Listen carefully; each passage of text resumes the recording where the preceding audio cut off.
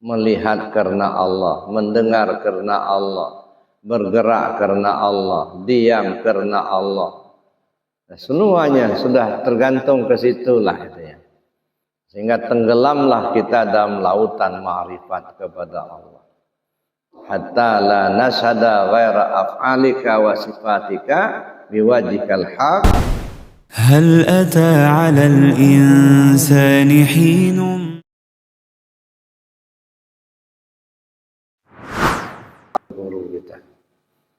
Guru kita, para sahabat selalu menutup zikir khafi itu dengan Sayyiduna Muhammad Rasulullah.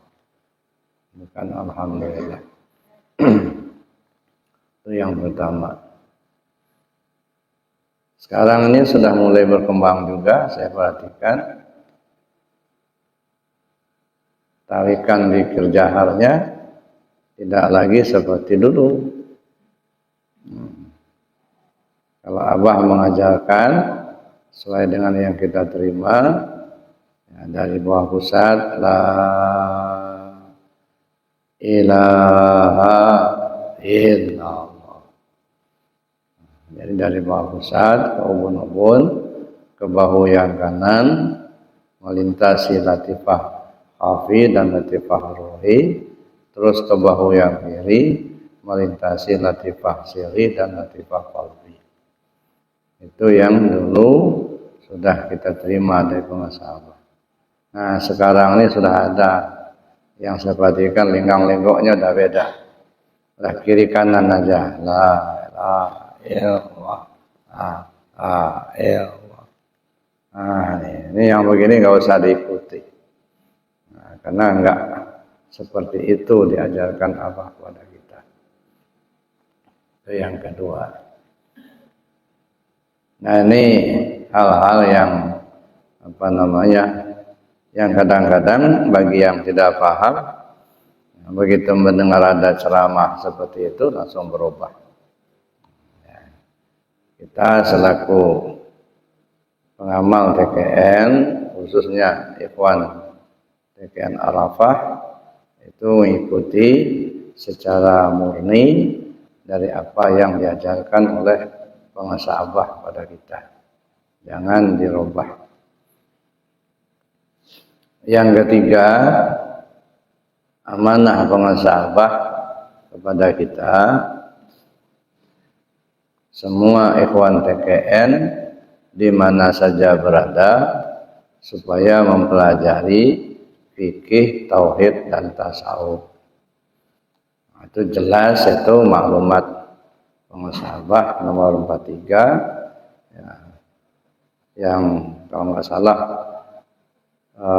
bulan 12 tahun berapa itu 2009 salah atau berapa itu. Pokoknya di dalam fikih ya panduan ilmu fikih di Arafah itu sudah saya lampirkan itu. Ada maklumah pensahabat supaya mempelajari fikih, tauhid dan tasawuf untuk kesempurnaan pelaksanaan amalan TKN. Nah, ini harus kita upayakan ya. Mempelajari fikihnya, mempelajari tauhidnya, mempelajari tasawufnya. Kenapa saya tekankan begitu? Sebab ada saja yang saya dengar, kalau sudah talqin zikir, tidak penting kita belajar fikih lagi. Nah, ini menyesatkan, tidak benar.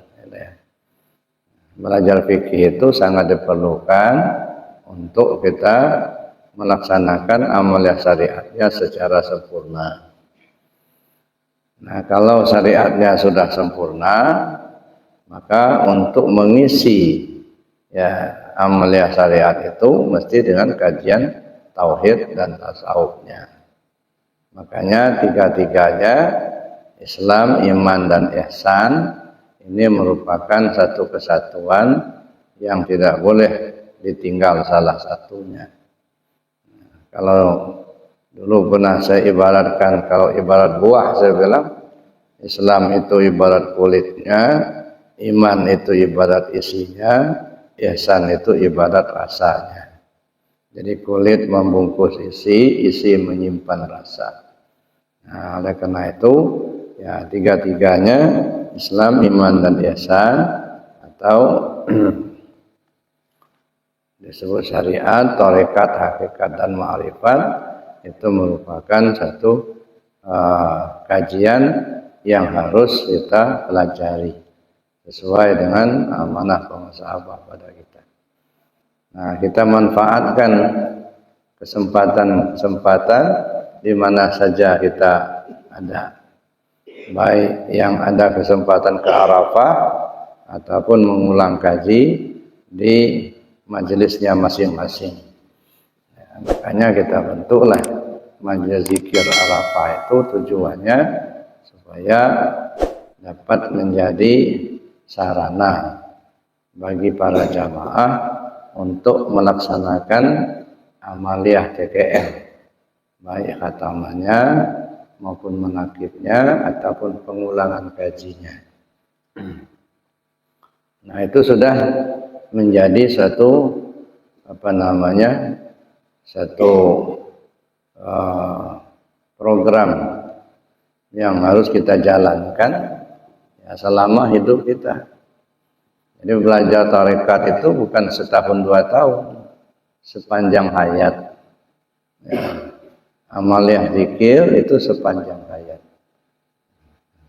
Jadi bukan hanya setahun 2 tahun, walaupun kita ikut pengajian di Arafah, udah selesai tasawuf 2, itu bukan berarti ya tamat pengajiannya, enggak. Kajian enggak ada tamatnya.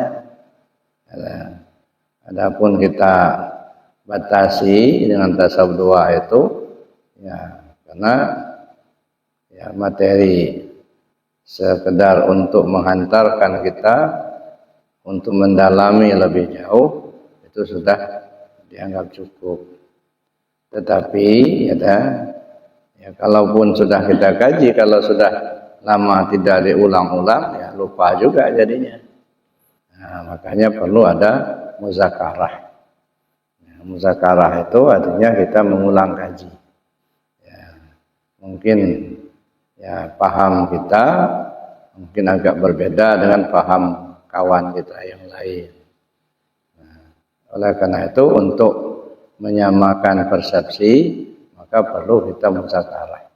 Jadi dalam muzakarah itu bukan mempertahankan pendapatnya masing-masing, ya, tetapi kita mengungkapkan pendapat kita, mendengarkan pendapat orang lain. Sehingga kita bisa menemukan suatu kebenaran yang hakiki. Sebab boleh jadi ya satu materi kajian pemahamannya beda-beda.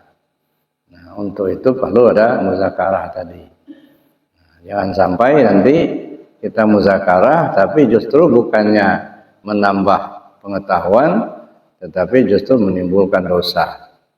Kenapa? Karena masing-masing bersikeras dengan pendapatnya masing-masing. Nah, sehingga tidak menemukan satu kebenaran yang hakiki. Nah, saya kira tidak seperti itu, gitu ya. Jadi dalam kita bermuzakarah itu untuk menemukan satu kebenaran yang hakiki. Ya, mungkin pendapat kita begini, pendapat kawan tentu mungkin beda. Nah, ketika terjadi perbedaan itu, nah kita ingin mencari jalan tengah. Nah, kira-kira yang paling mendekati kebenaran yang mana? Ya. Maka saya bilang dimuzakarahkan. Kalau misalnya ada hal-hal yang memang kurang tuntas pada saat pertemuan atau pengajian muzakarahnya, mungkin bisa ke Arafah. Nah, kita diskusikan bersama. Ya. Dan kita menggunakan kesempatan selama hayat. Nah, makanya Nabi SAW berpesan, "Iltanim khamsan qabla khamsin," kata Nabi. Gunakan yang 5 sebelum datang waktu yang 5. Nah, gunakan kesempatan yang 5 macam sebelum datang kesempitan yang 5 macam. Gunakan masa muda sebelum datang masa tua. Nah, Itu yang pertama. Sebab kita beramal masa muda tentu agak berbeda ketika kita beramal masa tua. Kalau kita masih muda, mandi tengah malam itu biasa-biasa aja. Tapi kalau sudah masa tua, sudah mulai menggigil. Kalau masa muda kita mungkin duduk lama-lama itu nggak masalah. Tapi kalau sudah masa tua, sudah jadi masalah. Ya, nggak kuat lagi duduk lama-lama, udah ngunjur sana ngunjur sini, karena sudah kena asam urat. Nah, jadi beda. Jadi oleh karena itu kata Nabi SAW, gunakan kesempatan muda sebelum datang masa tua. Selagi kita masih muda, kita perbanyak amalia-amalia, ya mudah-mudahan sudah terbiasa masa mudanya, sampai tua juga akan menjadi pakaian. Nah, jadi kalau kata orang Padang, ketek talaja-laja, tua terubah tidak, mati jadi pakaian. Nah, jadi kalau masa kecil kita sudah terbiasa, ya, sampai tua kita sudah nggak bisa berubah lagi, karena udah biasa. Sampai mati itu jadi pakaian. Maka istilahnya, ketek talaja-laja, tua terubah tidak, mati jadi pakaian. Jadi belajar tarekat itu sepanjang hayat, mengamalkan zikir itu sepanjang hayat. Nah, inilah satu amaliyah yang bersyukur kita kepada Allah, Allah beri petunjuk. Jangan sampai nanti mentang-mentang kita sudah merasa lama belajar tarekatnya, sudah mulai cuti zikirnya. Khataman enggak lagi, menakib sudah enggak lagi. Itu bukan kemajuan, itu kemunduran katanya. Nah, jadi gimana supaya paling tidak istiqamah. Istiqamah kita dalam pelaksanaan zikir jahar khafinya. Istiqamah kita dalam melaksanakan khatamannya. Istiqamah kita dalam melaksanakan manakibnya. Gitu. Nah, itu sudah menjadi pakaian kita selama hidup kita. Ya, insya Allah dengan kita istiqamah mengamalkan amalia pakaian ini, Allah akan menurunkan rahmatnya yang bercucuran kepada kita semua. Dan itu sudah janji Allah. Walau istaqamu ala tariqatin la asqainahum ma'an ghadaqa.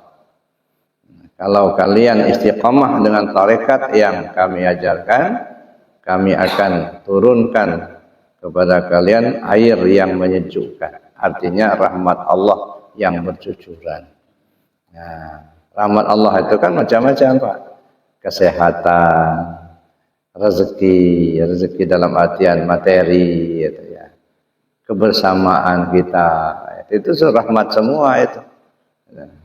Nah, oleh karena itulah maka ya pesan Rasul SAW, "Irtanim khamsan qabla khamsin." Gunakan kesempatan yang 5 macam sebelum datang masa yang 5 macam. Masa muda sebelum datang masa tua. Itu satu.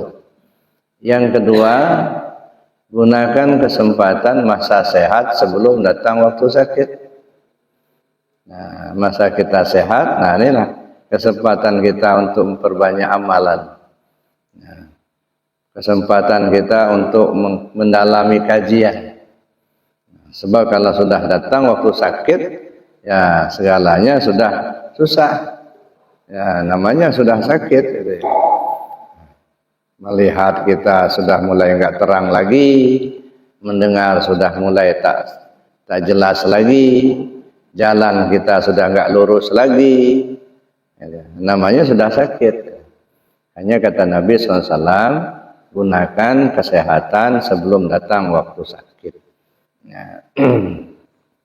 Nah, karena kita masa sehat itulah kita ya dapat melaksanakan berbagai aktivitas. Nah, tapi memang Bapak Ibu ya, sehat itu terasa sangat mahal ketika dia sudah nggak ada. Nah, tapi ketika kita masih sehat kayaknya sudah biasa-biasa aja gitu. Ya. Tapi begitu kesehatan sudah mulai hilang, sakit sudah mulai datang, nah mulai terasa mahal. Mahal sehat itu. Nah, maka oleh karena itulah ya selagi kita masih sehat ya kita laksanakan amaliyah baik zikir jaharnya, hafinya, khatamannya, manakibnya gitu ya. Dan amaliyah-amaliyah yang lainnya. Nah, itu yang kedua.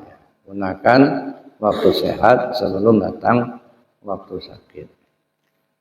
Yang ketiga, gunakan waktu lapang sebelum datang waktu sempit. Nah, ketika kita masih ada kelapangan waktu, itu kesempatan. Jangan sampai waktunya sudah sempit, nah baru mau. Ya, nyawa sudah di kerongkongan, sudah mau mati, nah baru mau ngamalkan zikir. Nggak ada kesempatan lagi gitu. Jadi waktu masih lapang begini kita masih ada kesempatan gitu ya. Nah, kita gunakan kesempatan yang lapang itu sebelum datang waktu sempit. Nah, sebab kalau sudah datang waktu sempit itu ya sudah apa-apa sudah nggak bisa lagi dilaksanakan. Kemudian yang keempat kata Nabi, gunakan waktu kaya sebelum datang waktu miskin. Waktu kita masih diberi Allah kekayaan, baik kaya harta, ya, terutama kaya jiwa. So laisal ghina 'anil ardi, walakinnal ghina 'anin nafsi. Bukan orang kaya kalau hanya banyak harta, yang kaya itu orang yang kaya jiwanya.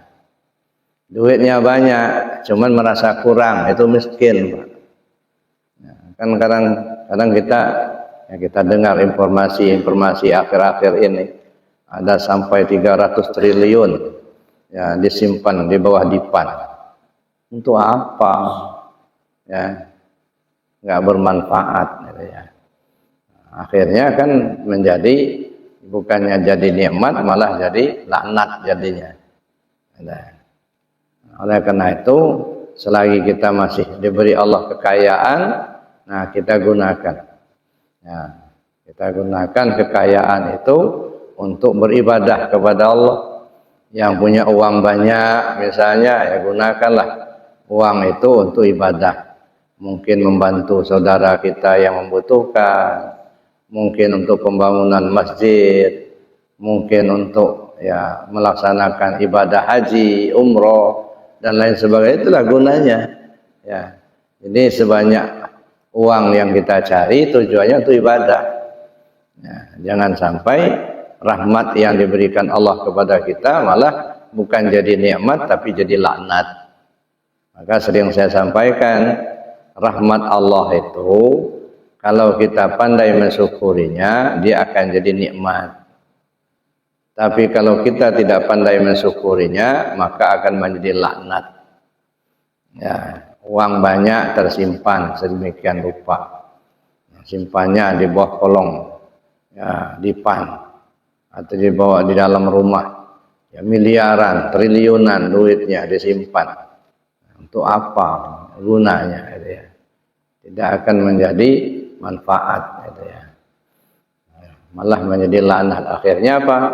Nah, ketangkap sama KPK, diambil KPK. Jabatannya dicopot, orangnya masuk penjara. Kan jadi laknat jadinya. Nah, kenapa? Karena tidak pandai mensyukuri.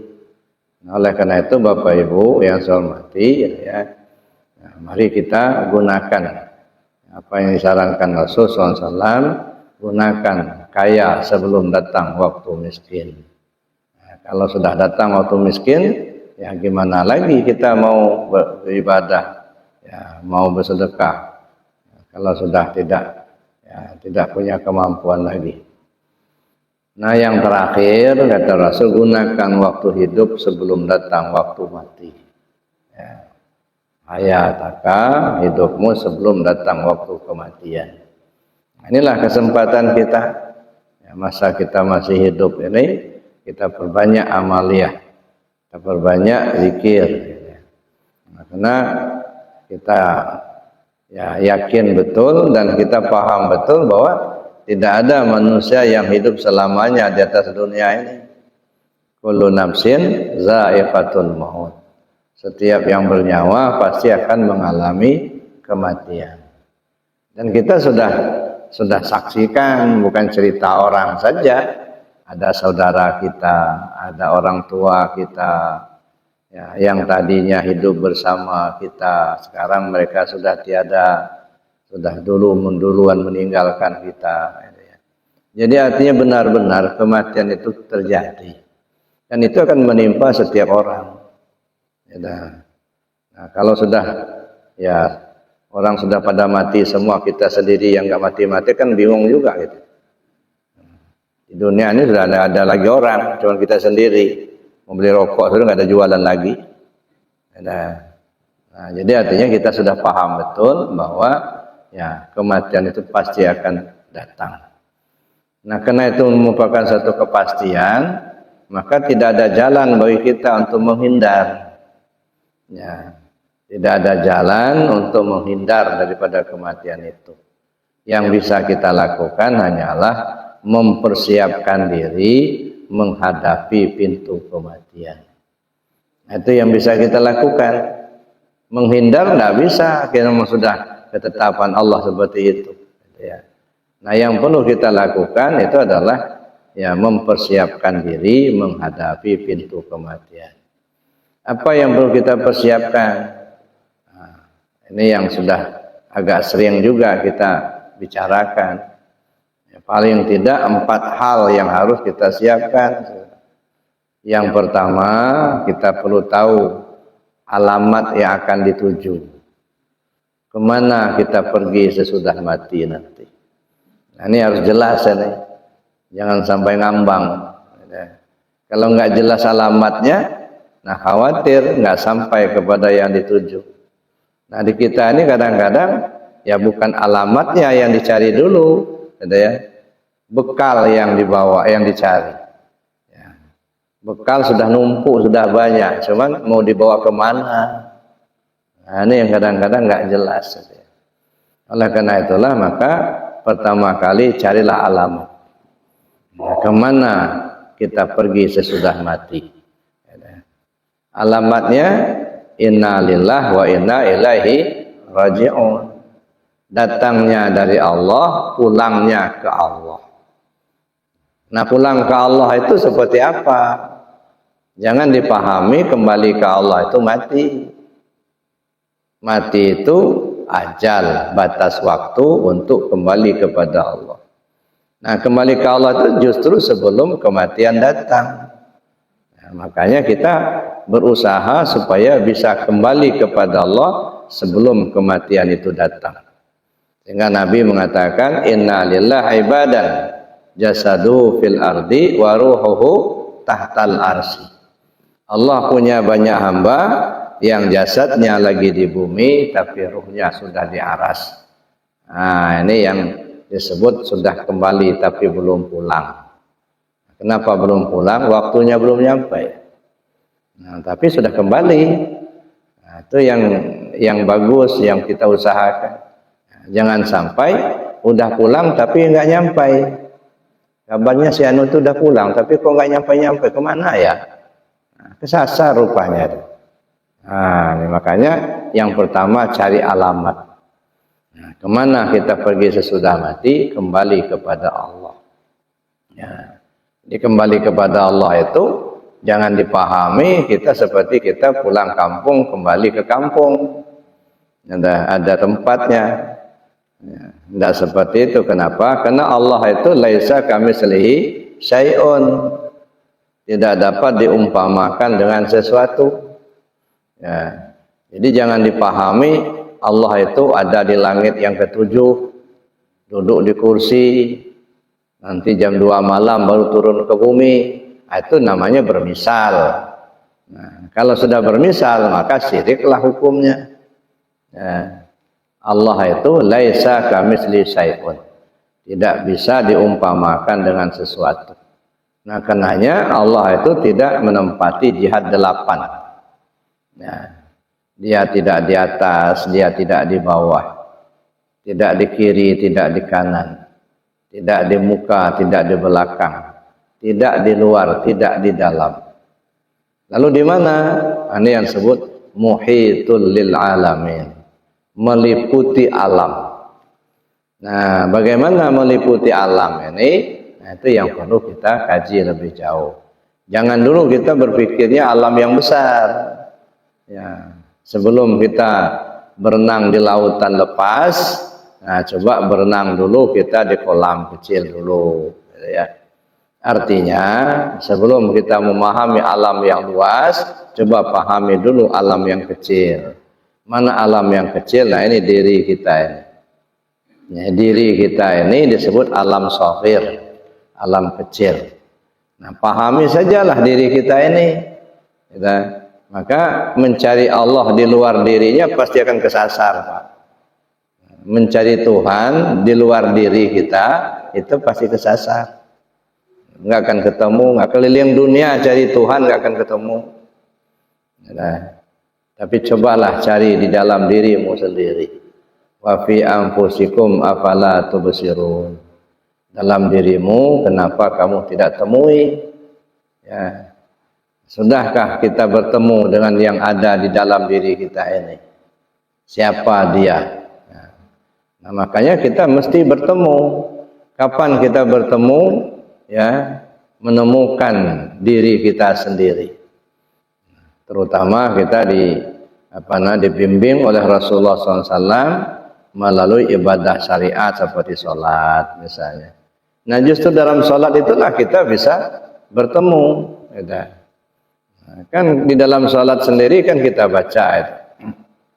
At-tahiyatul mubarakatus salawatut thayyibatu lillah. Assalamu alayka ayyuhan nabiyyu wa rahmatullahi wa barakatuh. Assalamu alayna wa ala ibadillahi sholihin.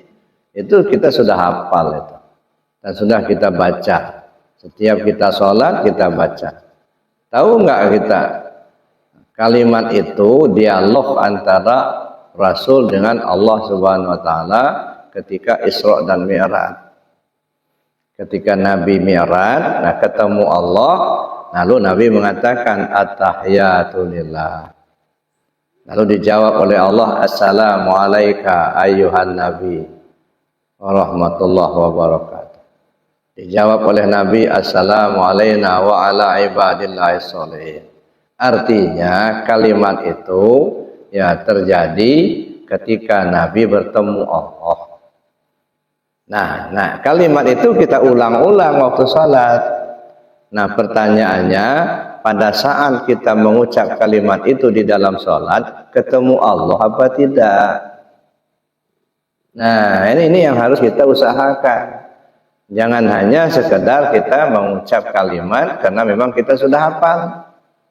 Ya. Tetapi bagaimana supaya ketika mengucap kalimat itu ya ketemu Allah gitu. Seperti halnya Nabi SAW ketika Mi'raj ya ketemu Allah, kalimat itu yang terucap. At-tahiyatu lillah. Dijawab oleh Allah, assalamu alayka ayyuhan nabi. Dijawab oleh Nabi, assalamu alayna wa ala ibadillahi sholihin. Nah, bagaimana supaya bisa ketemu itu gitu. Nah, kita nggak bisa nunggu, Pak. Nggak bisa nunggu bintang jatuh dari langit. Nah, mesti kita belajar. Kita tanya kepada mereka yang ahlinya. Nah, maka sering saya sampaikan waktu kajian di Arafah, terutama yang sudah di tasawuf 2, itu ya. Salat itu saya bilang penyaksian zat kepada sifat. Ya. Zat menguji sifat dengan af'alnya, sifat memuji zat dengan asma'nya. Nah, kuncinya mana? Kuncinya paham dulu mana zat, mana sifat. Nah, itu kuncinya. Ya. Kalau kita belum memahami mana zat, mana sifat, nah bagaimana kita mau ketemu? Zat namanya Allah, sifat namanya Muhammad. Nah, zat dan sifat, dialog antara zat dan sifat. Mana zat, mana sifat? Di diri kita inilah adanya. Nah, di diri kita ini. Makanya kita kajilah diri kita ini supaya kita bertemu itu. Bertemu zat dan sifat. Nah, jadi Bapak Ibu yang saya hormati, itu yang pertama. Ya, kita cari alamat. Alamatnya jangan bergeser lagi, ilahi anta maksudi. Ya Allah, Kau yang kutuju. Jadi kita zikir menuju Allah, kita sholat menuju Allah, kita sedekah menuju Allah, ikut menakib menuju Allah. Pokoknya itu ya, kalau bahasanya kan lillahi ta'ala, kan gitu ya. Sholat lillahi ta'ala, puasa lillahi ta'ala, sedekah lillahi ta'ala, ya, karena Allah. Ya. Kalau sholat karena Allah, puasa karena Allah, sedekah karena Allah, melihat karena Allah, mendengar karena Allah, bergerak karena Allah, diam karena Allah. Nah, semuanya sudah tergantung ke situlah itu ya. Sehingga tenggelamlah kita dalam lautan ma'rifat kepada Allah. Hatta la nashhada ghaira af'alika wa sifatika biwajhikal haq la ilaha illallah. Sampai-sampai kita tidak lagi melihat apa-apa di dunia ini. Yang kita lihat cuma hanya sifat dan af'al Allah. Nah, oleh karena itulah maka kita perlu memperbanyak zikir tadi serta kita memahami isinya. Ya. Itu yang pertama. Ya, jadi kembalilah kita kepada Allah. Nah, makanya saya bilang kembali ke Allah itu, nah sekarang ini. Tubuh kembali ke Allah, hati kembali ke Allah, nyawa kembali ke Allah, rahasia diri kembali ke Allah. Nah, tubuh dan hati kembali ke Allah ini melalui amaliyah. Ya, tubuh kembali ke Allah itu artinya aktivitas kehidupan kita mengacu kepada aturan Allah dan Rasul. Hati kembali ke Allah, terpaut hati hanya kepada Allah. Nah, ini melalui amaliyah. Nah, amaliyah syariat dan amaliyah tarekat. Gitu ya. Nah, lalu bagaimana nyawa kembali ke Allah, rahasia diri kembali ke Allah? Nah, ini melalui kajian, melalui paham. Gitu ya. Nah, ketika kita nyawa kembali ke Allah, rahasia diri kembali ke Allah, nah itu artinya kita melalui kajian, ya, melalui paham itu. Oleh karena itu dipentingkan sekali kita untuk mengkaji. Ya, tidak cukup kita hanya memperbanyak amalan saja, mengabaikan kajian, dan tidak boleh juga kita memperbanyak kajian tapi mengabaikan amalan. Gitu ya. Nah, jadi dua-duanya harus seimbang, harus sejalan. Amaliyahnya kita amalkan, kajiannya kita pahami. Itu yang disebut dengan tasawuf amali dan tasawuf nazari. Atau syariat dan hakikat kita paham. Bersyariat tanpa hakikat enggak bagus. Berhakikat tanpa syariat juga enggak bagus. Asyariatu bila hakikatin natilah. Ya. Siapa orang yang bersyariat tanpa berhakikat itu kosong melompong. Ya. Syariatnya bagus, tapi hakikatnya enggak ada, sama ada dengan bangkai, Pak. Ya, enggak ada ruh. Ya. Jadi syariat itu ibarat tubuhnya, hakikat itu ibarat nyawanya. Nah, jadi kalau bersyariat tidak berhakikat, sama saja tubuh tak bernyawa. Nah, tapi berhakikat tidak bersyariat, sama dengan nyawa tak bertubuh. Nah, jadi makanya ada syariat, ada hakikat. As-syari'atu bila hakikatin natilah. Syariat tanpa hakikat kosong melompong. Wal hakikatu bila syariatin batilah. Hakikat tanpa syariat batal.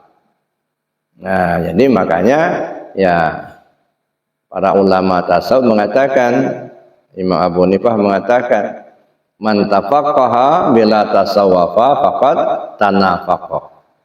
Siapa orang yang berfikih tidak bertasawuf munafik. Apa itu munafik?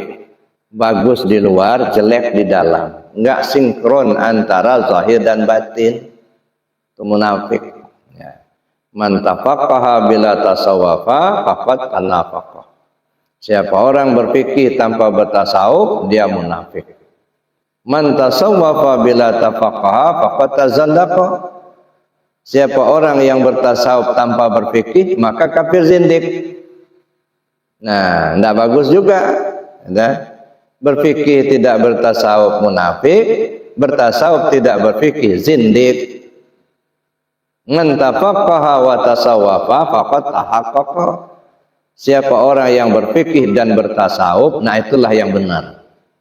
Ya, syariat lahirnya dia kerjakan, hakikat batinnya dia pakai. Abidillah zahirnya, arif billah batinnya. Nah, itu yang kita maukan. Ya, nah, jangan sampai nanti mentang-mentang kita sudah belajar tasawuf, lalu syariatnya ditinggal. Sholat sudah enggak lagi, puasa sudah enggak lagi. Ya, kan ada juga seperti itu. Ini yang menjadi ketakutan bagi sebagian masyarakat kita mau belajar tasawuf itu apa? Karena ulah sebahagian orang ketika sudah belajar tasawuf sudah tidak lagi melaksanakan amalia syariat. Dan bahkan pernah ada orang yang ngomong ke saya langsung terus terang, kalau saya Buya katanya saya tidak mau sholat lagi. Karena kita sudah ma'rifat katanya tidak penting sholat, tidak penting puasa lagi. Nah ini yang menyesatkan yang seperti ini. Nah nggak usah kita ikuti yang begitu-begitu, gitu ya. Nah maka sering saya katakan ketika kita memahami satu ungkapan secara hakikat, maka kita tentu berpikirnya secara hakikat, gitu. Memang ada kadang-kadang ungkapan orang-orang yang sudah ma'rifat, gitu ya. Kalau kamu sudah ma'rifat kepada Allah, kamu tidak boleh lagi sholat.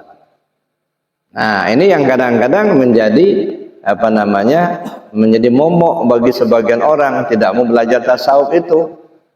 Kenapa? Karena ungkapan tadi, kalau kamu sudah ma'rifat kepada Allah, kamu tidak boleh lagi sholat. Nah, akhirnya dipahami tidak lagi mengerjakan sholat. Padahal maksudnya tidak seperti itu. Kan kalimatnya kan kalau kamu sudah ma'rifat kepada Allah, kamu tidak boleh lagi melakukan sholat. Artinya, kamu tidak boleh merasa kamu yang sholat. Bukan tidak mengerjakan sholat, bukan. Nah, tidak boleh merasa kita yang sholat. Ya, kenapa? Kalau masih merasa kita yang sholat ya belum ma'rifat namanya. Kan kalimatnya gitu. Kalau kamu sudah ma'rifat kepada Allah, kamu tidak boleh lagi sholat. Artinya kalau kamu sudah ma'rifat kepada Allah, kamu tidak boleh merasa kamu yang sholat. Ya, kenapa? Karena bagaimana mungkin kita yang melakukan sholat, berdiri kita pakai kodrat Allah, mau hati kita mengerjakan sholat itu iradatnya Allah, tahu kita baca ini dan itu ilmunya Allah, mata melihat basornya Allah, telinga mendengar samanya Allah. Itu punya Allah semua. Yang punya kita mana? Gak ada.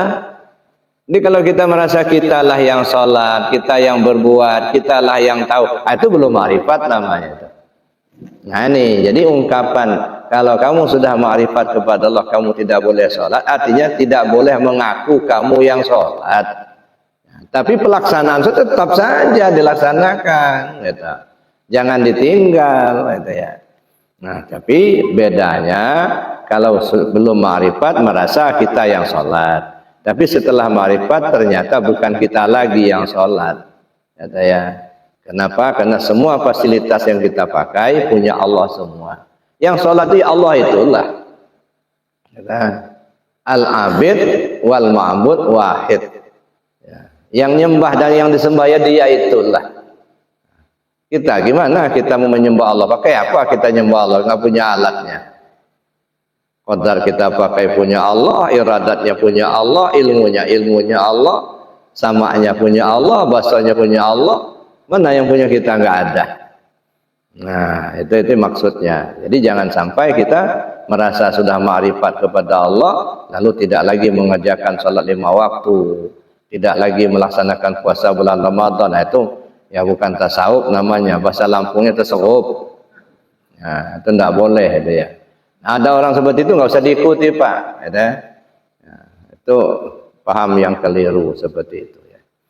Nah lalu Bapak Ibu yang saya hormati, nah setelah kita artinya tahu kemana arah ya, hidup ini sebenarnya arahnya kemana, nah, makanya mesti kita tahu arah.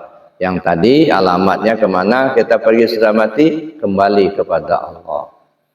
Nah setelah kita tahu arah, tahu alamatnya, lalu kita coba mengkaji. rute-rute jalan yang akan kita lewati. Nah, sekarang ini harus kita ketahui dulu, Pak, supaya jangan kita istilahnya buta di perjalanan. Nah, sekarang ini harus ketahui rute-rute jalannya. Ya, ada 4 alam yang akan dilewati orang yang meninggal mati.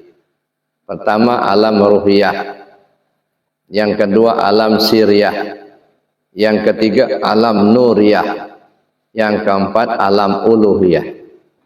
Nah, mana yang disebut alam ruhiyah, mana yang disebut alam siriyah, mana yang disebut alam nuriyah, mana yang disebut alam uluhiyah, apa ciri-cirinya, tanda-tandanya apa, lalu bagaimana kita menyikapinya. Nah, dari sekarang ya, dipahami, dikaji, gitu ya. Jangan sampai kita berangkat nanti belum tahu ya rute-rute jalannya ini, ujung-ujungnya kesasar. Maka diistilahkan ya, meniti siratal mustaqim itu ya bagaikan hujan lebat. Gitu. Orang meniti siratal mustaqim bagaikan hujan lebat. Baru masuk turun, masuk jatuh. Ya. Langkah sedikit jatuh. Kenapa? Ya itu tadi nggak jelas alamat, nggak jelas rute jalan. Nah, disinilah pentingnya kita mengkaji, gitu ya. Mana rute jalan yang akan kita lewati. Jadi ada 4 alam tadi. Pertama alam ruhiyah, yang kedua alam siriyah, yang ketiga alam nuriyah, dan yang keempat alam uluhiyah. Kemana kita tuju? Masuk ke alam uluhiyah. Nah, disitulah kampung halaman kita. Di mana 4 alam itu? Ya di sini, di diri kita ini. Nah, 4 alam itu ada di sini sekarang. Nah, alam ruhiyah, alam siriyah, alam nuriyah, alam uluhiyah sekarang ada di sini. Nah, kalau kita tidak kaji, kita tidak pahami, ya khawatir ya, seperti hujan lebat tadi, baru melangkah sedikit turun, langkah turun. Kenapa? Ya nggak tahu alamat, nggak tahu rute, bagaimana menyikapinya. Cobaannya luar biasa, ya luar biasa. Oleh karena itu Bapak Ibu yang saya hormati, alhamdulillah bersyukur kepada Allah. Allah berikan kesempatan kita untuk mengamalkan zikir, Allah beri kesempatan kita untuk mengkaji, ya, pelajari sampai kalau di Arafah sampai tasawuf 2. Nah, insya Allah dengan kita sudah memahami itu, ya insya Allah Allah memberikan keselamatan buat kita. Amin Allahumma. Itu yang kedua. Ya. Nah, yang ketiga baru kita cari kendaraan yang akan kita tumpangi, gitu. Ya, berjalan jauh tak pakai kendaraan nggak nyampai. Berlayar di lautan lepas tanpa kendaraan kelelap itulah. Ya, kalau ibarat di darat jarak jauh mau jalan kaki ya nggak nyampai. Ya, cari kendaraan. Paling tidak ada 3 macam kendaraan yang harus kita siapkan. Ya, kalau istilah saya itu ada kendaraan darat, ada kendaraan laut, ada kendaraan udara. Nah, 3 macam kendaraan ini. Kendaraan darat, kendaraan laut, dan kendaraan udara. Mana kendaraan darat? Kendaraan darat itu kendaraan syariat. Zikir syariat yaitu dengan kalimat la ilaha illallah, itu ibarat kendaraan darat karena masih diucapkan dengan lisan, ya, bersuara didengar sama telinga. Tapi ada saatnya ya, kendaraan yang satu ini sudah nggak bisa dipakai, sudah diparkir, Pak. Lidah sudah dikunci, sudah nggak bisa ngomong lagi. Mau apa lagi, ya dah? Tahu kalimatnya tapi nggak bisa ngomong, gitu. Udah kelu dulu lidahnya. Berarti satu kendaraan ini sudah nggak bisa dipakai. Nah, kenapa? Karena sudah ya lidah sudah terkunci. Nah, karena kita sudah nggak bisa memakai kendaraan yang satu ini, pindah kendaraan yang kedua. Apa itu kendaraan laut? Apa kendaraan laut? Hati itu lautan tanpa tepi. Jadi kalau disebut lautan tanpa tepi, ya hati kita itulah. Mana kendaraan laut itu? Zikir dalam hati. Ingat hati kepada Allah. Nah, maka latihlah zikir dengan zikir khafi. Gitu ya. Nah, zikir khafi, zikir di dalam hati. Maka Allah pesankan betul. Wazkur rabbaka fi nafsik. Sebut nama Tuhanmu pakai hati. Tadarruan wa khifatan. Dengan rasa rendah diri, rasa takut kepada Allah.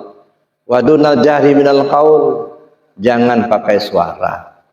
Cukup di hati saja. Bil ghudu wal asal. Pagi, sore, siang, malam, sehat, sakit, lapang, sempit. Di darat, di laut, di udara, di mana saja, kapan saja. Wala takum minal ghafilin. Kamu jangan sampai lalai. Jangan sampai lengah. Sedetak jantung, sehembus nafas tidak ingat Allah, itu namanya lalai. Allah ingatkan, jangan lalai, kata Allah. Nah, maka terus menerus hati kita dilatih dengan zikir khafi. Nah, melatih hati dengan zikir khafi itu bukan hanya sebentar, Pak. Ya, kalau kita lakukan sesudah sholat 5 waktu kan zikir jahat, zikir khafi, paling hanya berapa detik saja itu. Ya, nggak cukup 5 menit udah selesai. Nah, tapi kalau betul-betul kita melatihnya, itu ya, semakin lama semakin baik. Nah, dilamakan zikir khafinya itu. Maka kalau di dalam tarekat Naqsabandi Al-Khalidi itu menggunakan istilah suluk, melatih hati itu supaya zikir khafi itu tadi. Semakin lama semakin bagus. Kalau bisa ya itu ya seperti yang diamalkan orang-orang yang ahli suluk itu ya. Ini latifah qalbinya 5.000, latifah ruhinya 1.000, latifah sirri 1.000, khafi 1.000, afa 1.000, natiqah 1.000, ya kullu jasad 1.000. Jadi 11.000. Itu kalau diamalkan makan waktu sekitar 4 jaman. Nah, itu kita harus dibimbing oleh seorang guru mursyid gitu ya. Paling tidak kita lama zikirnya. Mungkin bangun tengah malam kita ya bangun jam 2, lalu kita mandi, kita salat taubat, salat hajat, salat tahajud, salat tasbih gitu ya. Setelah itu zikir, perbanyak zikir sampai waktu subuh gitu ya. Jadi melatih hati untuk zikir. Jadi jangan dianggap itu hanya sebentar saja, bukan. Adapun sebentar kita lakukan setelah kita salat 5 waktu, itu karena kita mengingat banyak kesibukan saudara-saudara kita. Nah, ya macam-macam kepentingan gitu ya. Ada yang kepentingan mau ke kantor, mau usaha yang lain gitu ya. Maka kita gunakan waktu yang sebentar. Tapi sesungguhnya lebih lama lebih bagus, tapi kita tentu sendiri-sendiri, Pak. Nah, so kalau rame-rame itu kadang-kadang kan punya kesibukan beda-beda gitu ya. Ya, maka ya ketika kita mau melaksanakan yang lama ya sendiri-sendiri. Nah, riyadhah namanya gitu ya. Kita tidak menggunakan istilah suluk ya pakai riyadhah. Riyadhah itu apa? Melatih diri. Dilatih. Ya. Latih hati kita itu untuk zikir khafinya. Lebih lama lebih bagus itu ya. Itu kendaraan yang kedua. Ya, kalau lidah sudah keluh, sudah tidak bisa dipakai lagi, nah masuklah ke dalam zikir dalam hati. Nah, kalau itu nggak pernah kita pelajari, nggak pernah kita amalkan, ya, nggak punya kendaraan, ya, mau nyeberang lautan lepas nggak pakai kendaraan, ya kelelap itulah. Ya, makanya zikir khafi itu jangan dianggap itu hanya sekedarnya saja, gitu ya. Maka sering saya katakan bersyukur betul kita kepada Allah, gitu ya. Allah beri petunjuk kepada kita, ketemu dengan pengusaha Bahanon, ya, bertemu dengan guru mursyid, kita dibimbing dengan zikir jaharnya, dibimbing dengan zikir khafinya, alhamdulillah. Ada. Tidak semua orang, Pak, ya diberi Allah kesempatan seperti itu. Manusia di atas dunia ini banyak, tapi tidak semua beriman. Yang beriman banyak, tidak semua yang takwa. Yang takwa banyak, belum tentu ikhlas. Nah, sebab apa? Ikhlas itu pakai zikir. Al-amal suwarun qaimatun wa arwahuha wujudu sirril ikhlasi fiha. Seluruh amal yang kamu perbuat tidak ubahnya seperti patung. Nah, bagaimana patung? Ada mata tak melihat, ada telinga tak mendengar. Ya, kecuali ada ruhnya. Ruh daripada amal itu sirrul ikhlas. Apa itu sirrul ikhlas? Rahasia ikhlas. Apa itu rahasia ikhlas? Zikir. Zikir itu rahasia ikhlas. Tidak ada orang ikhlas tanpa zikir. Ada. Jadi zikir menimbulkan ikhlas. Ikhlas menghidupkan amal. Jadi kalau amalnya tidak ikhlas, itu patung. Sedekah tidak ikhlas, patung sedekah. Salat tidak ikhlas, patung salat. Haji tidak ikhlas, patung haji. Ya, makanya kata Nabi, jangan bikin patung. Kenapa? Kalau bikin patung kan nggak bisa menolong kita. Oleh karena itulah maka kita zikir itu untuk menimbulkan ikhlas. Ikhlas itu apa? Ya, ikhlas itu duduk di tauhid, Pak, yang namanya ikhlas itu. Kan ada dalam Al-Qur'an yang namanya surat Al-Ikhlas. Qul huwallahu ahad, Allahus samad, lam yalid wa lam yulad wa lam yakul lahu kufuwan ahad. Satu kata pun enggak ada kata-kata ikhlas di situ. Tapi namanya surat Al-Ikhlas. Maksudnya apa? Yang namanya ikhlas itu duduk di tauhid. Ya, tidak mungkin kita bisa ikhlas tanpa duduk di tauhid itu.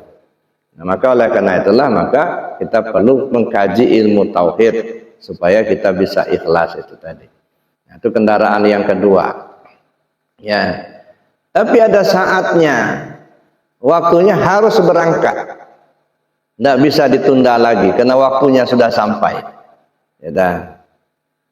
Bagaimana mau terbang? Nah, kalau mau terbang ya pakai kendaraan udara. Nah, mana kendaraan udara? Zikir ampusiyah. Nah, mulailah kita biasakan zikir ampusiyahnya. Nah, zikir nafas, mengikuti aliran nafas. Kalau zikir khafi, mengikuti detakan jantung. Kalau zikir ampusiyah, mengikuti aliran nafas. Kalau turun hu, maka keluarnya Allah. Kalau turunnya Allah, maka keluarnya hu, gitu ya. Hu Allah, hu Allah. Terus menerus ya. Isilah nafas itu dengan zikir. Nah, itu namanya kendaraan udara. Nah, begitu waktu sampai hu. Nah, hu Allah itu apa maksudnya itu? Kalau bahasanya kan gitu, hu Allah, hu Allah. Ya, kalau di bahasa hakikatnya aku Allah, kata Allah begitu. Hu Allah, dia itu kan orang ketiga tunggal. Nah, kalau dia menjawab kan aku, kata dia. Nah, maka hu Allah kata kita, kalau jawabnya kata Allah, akulah Allah begitu, kata Allah begitu ya. Nah, oleh karena itulah maka kita biasakan itu. Nah, itu apa namanya? Ya, mulai tinggal landas terbang. Burung telah terbang, sangkarlah tinggal. Pakai apa kita terbang? Pakai pesawat tadi. Zikir ampusiyah gunakan. Maka Syekh Muhammad Jamil ya dalam bukunya Tazkiratul Qulub, apa kata beliau? Jadikan zikir ampusiyah sebagai penjaga pintu kematian. Nah, bersyukur kita kepada Allah, Allah beri petunjuk sehingga kita sudah belajar zikir ampusiyah dan tinggal kita membiasakan pelaksanaan amaliyahnya. Nah, itu yang ketiga, kendaraan. Itu yang saya sebut dengan siapkan kendaraan yang akan ditumpangi. Nah, barulah yang keempat, siapkan bekal yang akan dibawa mati. Mana bekal yang akan dibawa? Kebaikan yang kita lakukan selama hidup. Itulah bekal. Idza mata bnu Adam in qata amalu illa min salas. Sadaqatin jariyah au ilmi yuntafa'u bi aw waladin salih yad'ulah. Itulah bekal. Kalau manusia sudah berpulang ke rahmatullah, sudah meninggal, maka terputuslah seluruh amalnya. Nah, kalau amannya terputus kan nggak ada hasil lagi. Ya, yang petani nggak bisa ke sawah ke ladang, yang pedagang tak bisa jualan lagi, yang pegawai sudah tak bisa ngantor lagi.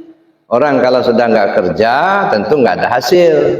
Ya, tetapi Rasul memberi informasi, walaupun sudah nggak kerja lagi, tetap saja mengalir 3 jalur. Sedekah jariyah. Nah, apa itu sedekah jariyah? Pemberian yang sifatnya langgeng.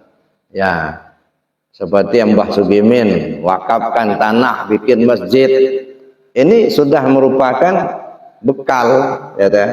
Walaupun beliau sudah berpulang ke rahmatullah, tapi kan masjid kan masih ada, masih dipakai oleh orang banyak, tetap mengalir terus pahalanya.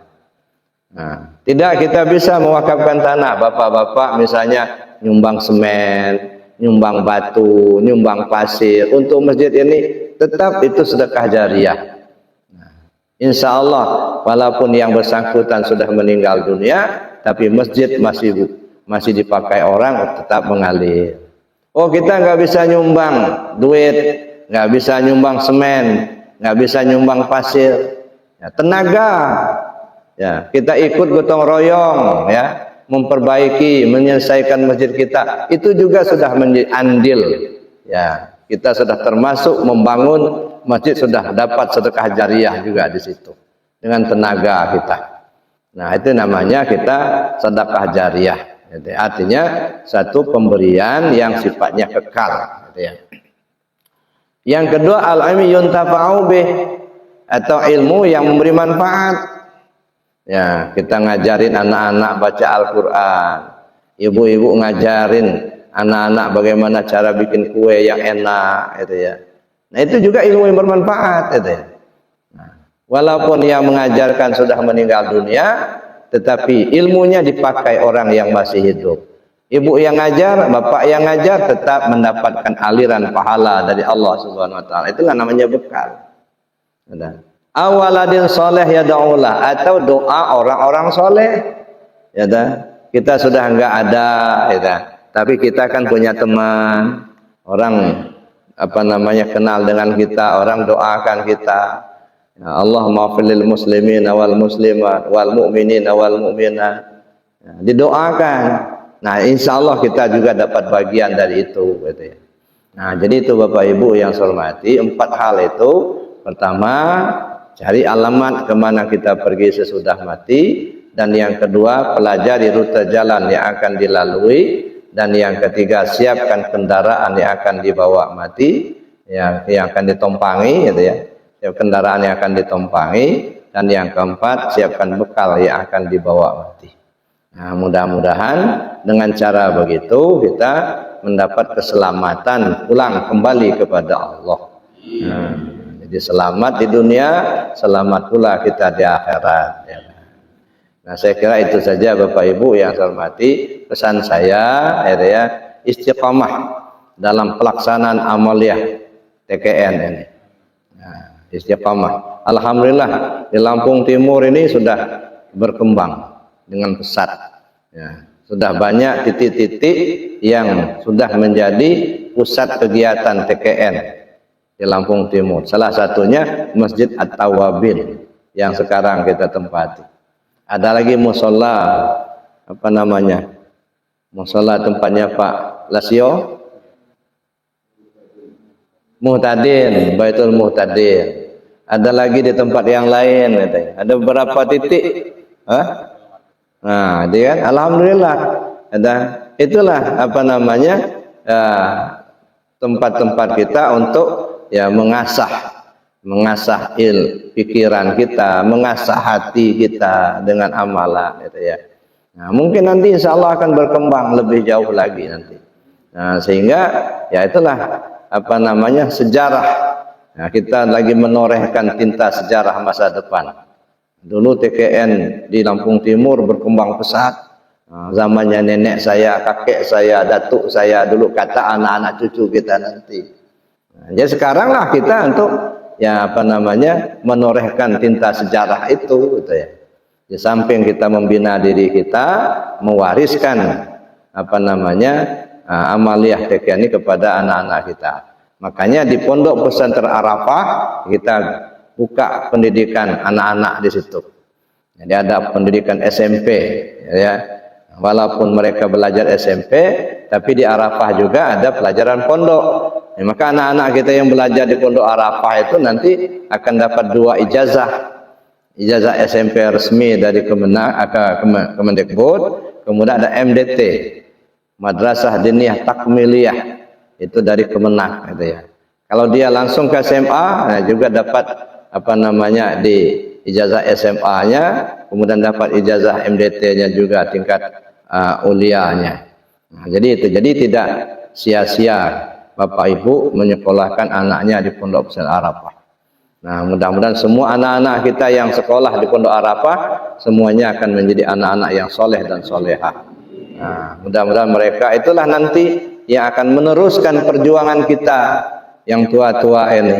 Alhamdulillah sekarang ini anak-anak kita di Arafah sudah banyak yang sudah hafal khataman. Anak-anak kita baru tahun ketiga, ya. Sekarang mereka sudah hafal khataman, Pak. Kita sudah puluhan tahun belajar TKN, tawasul aja belum hafal. Nah, ini satu kelebihan itu belajar masa anak-anak itu cepat hafalnya, susah lupanya. Beda kita sama tua-tua ini belajarnya, susah hafalnya, gampang lupanya. Ngapalnya susah banget, baru dapat dikit udah lupa lagi gitu. Maka istilah orang itu belajar di waktu kecil bagai mengukir di atas batu. Belajar setelah tua bagai mengukir di atas air gitu. Udah diukir hilang lagi gitu ya. Nah, makanya kesempatan bagi bapak-bapak, ibu-ibu ya yang punya anak yang mungkin masih kelas 6 SD sekarang ini, entah anak kita, entah cucu kita, ya kalau ada kesempatan ya silahkan dimasukkan ke Pondok Pesantren Arafah. Ya. Supaya mereka dapat meneruskan amaliyah TKN ini masa depannya nanti. Nah, mereka tidak ketinggalan dengan ilmu umum, tetapi juga mereka mendapatkan ilmu agama dan lebih pokok, lebih penting lagi melestarikan amaliyah TKN sesuai dengan amanah penguasa Abah, lestarikan. Nah, inilah salah satu tujuan kita mendirikan sekolah di Pondok Arafah itu untuk melestarikan TKN ini. Nah, maka saya menghimbau Bapak Ibu yang anaknya masih kelas 6 SD, ya tahun ini kalau sudah selesai nanti masukkanlah ke Pondok Pesantren Arafah nanti. Mudah-mudahan semua anak-anak kita yang sekolah di Pondok Arafah semuanya menjadi anak-anak yang soleh dan solehah. Amin Allahumma amin. Saya kira demikian saja Bapak Ibu, terima kasih atas perhatiannya. Mudah-mudahan kehadiran kita dalam menakib ini mendapatkan keberkahan dari Allah Subhanahu wa taala. Yang sakit disembuhkan oleh Allah, yang ada hajatnya dikabulkan oleh Allah. Saudara kita, keluarga kita, orang tua kita yang sudah berpulang ke rahmatullah, semoga mereka semua dilapangkan di dalam kuburnya, diampunkan segala dosanya. Ala hadziniyah bi barakati al-Fatihah. A'udzu billahi minasyaitonir rajim. Bismillahirrahmanirrahim. Alhamdulillahi rabbil alamin arrahmanir rahim maliki yaumiddin. Iyyaka na'budu wa iyyaka nasta'in. Shiratal ladzina an'amta 'alaihim ghairil maghdubi 'alaihim waladdallin. Demikian saja, terima kasih. Assalamualaikum warahmatullahi wabarakatuh. هل أتى على الإنسان حين